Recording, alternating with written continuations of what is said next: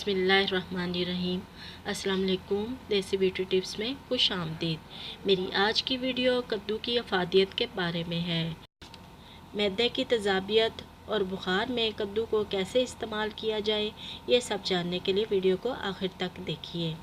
मगर इससे पहले आपसे एक छोटी सी रिक्वेस्ट है, अगर आपने अभी तक मेरा चैनल सब्सक्राइब नहीं किया तो सब्सक्राइब कर लें और बेल आइकन को दबा दें ताकि मुफीद और मालूमाती वीडियोस आप तक बआसानी पहुंच सकें।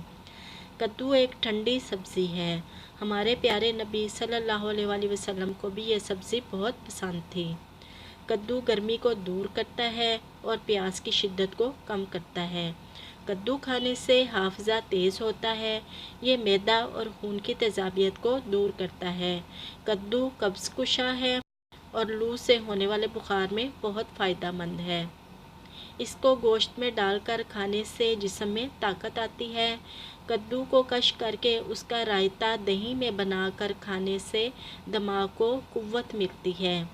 कद्दू का शोरबा मैदे की तेज़ाबियत में बहुत फ़ायदा मंद है। वीडियो को लाइक करना मत भूलिएगा। वीडियो अच्छी लगी हो तो अपने प्यारों के साथ ज़रूर शेयर कीजिएगा। इजाज़त चाहती हूँ, एक नई वीडियो के साथ हाज़िर होंगी। अल्लाह हाफिज़।